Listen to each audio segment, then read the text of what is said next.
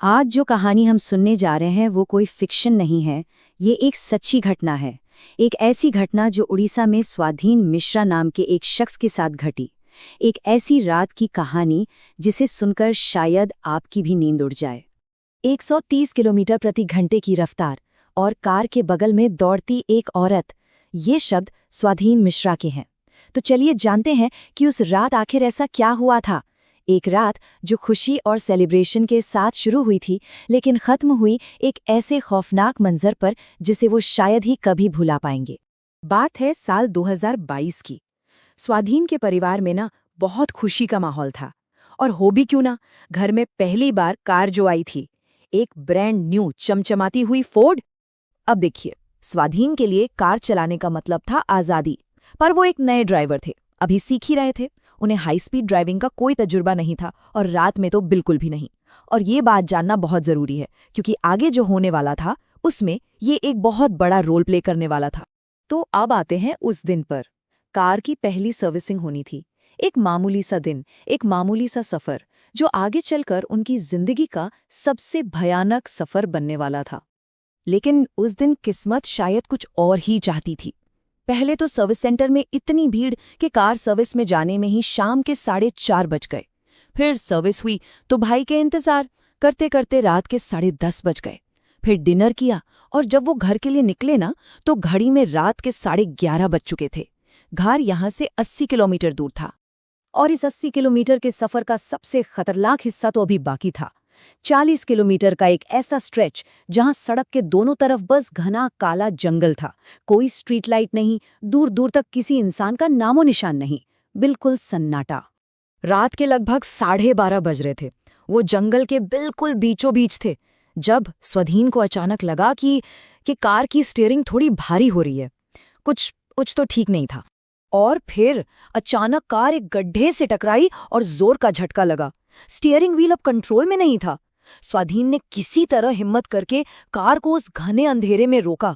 बाहर निकलकर देखा तो दिल बैठ गया।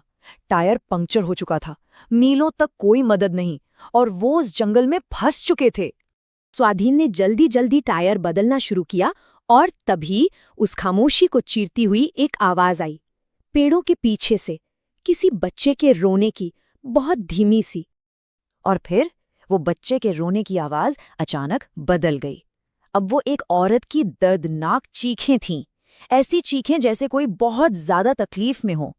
सोचिए, उस घने सुनसान जंगल में वो चीखें कितनी डरावनी लग रही होंगी। अब तो स्वाधीन के हाथ पैर कांपने लगे।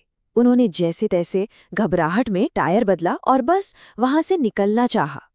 कार स्टार्ट की और एक्सीलरेटर पर पैर रख दिया। बस भागना था उन आवाजों से दूर। वो तेजी से कार भगा रहे थे कि अचानक हेडलाइट्स की रोशनी में कोई सफेद साया सड़क के इस पार से उस पार गया। एक बार और फिर दूसरी बार।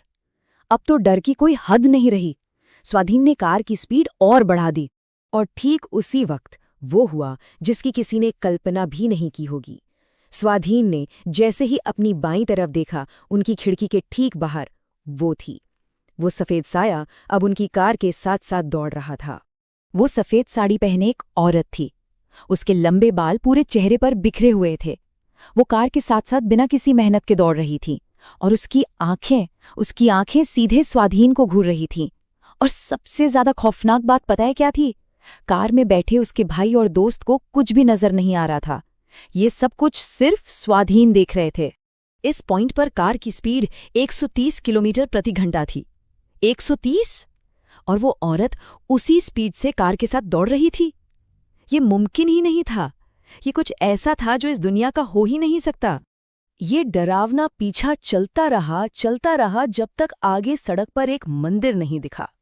और जैसे ही कार उस मंदिर के पास पहुंची, वो औरत अचानक अंधेरे में कहीं गायब हो गई, जैसे वो कभी थी ही नहीं।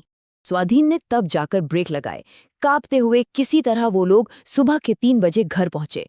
जब उन्होंने अपनी माँ को ये पूरी कहानी सुनाई तो उनके होश उड़ गए। उनकी माँ ने जो बताया, उससे इस पूरी घटना को एक नाम मिल गया। उन्होंने कहा कि स्वाधीन का सामना एक पैतेन से हुआ था। वहां की लोक कथाओं के मुताबिक पैतेन एक गर्भवती महिला की आत्मा होती है जिसकी मौत किसी हादसे में हुई हो। और वो हमेशा अपने शिकार को एक बच्चे के रोने की आवाज से अपनी तरफ खींचती है। लेकिन कहानी यहीं खत्म नहीं होती। स्वाधीन के साथ जो हुआ वो उस सड़क पर हुआ पहला या आखिरी अजीब वाकया नहीं था। कुछ ही दिनों बाद स्वाधीन के एक दोस्त भी उसी सड़क से देर रात बाइक पर लौट रहे थे, अकेले। अचानक उन्हें लगा कि बाइक बहुत भारी हो गई है, जैसे पीछे कोई बैठ गया हो। जब उन्होंने महसूस किया कि वो तो अकेले हैं, तो डर के मारे उन्होंने इतनी तेज बाइक भगाई कि पीछे मुड़कर देखने की हिम्मत तक नहीं हुई। स्वाधीन के लिए वो रात एक ऐसा सदमा थी कि उसके बाद उन्होंने कभी भी उस सड़क पर रात में जाने की हिम्मत नहीं की। वो याद आज भी उनके जहन में उतनी ही ताज़ा है। ये पूरी घटना सोचने पर मजबूर करती है कि उस सड़क ने अपने अंधेरे में ना जाने और कितने ऐसे राज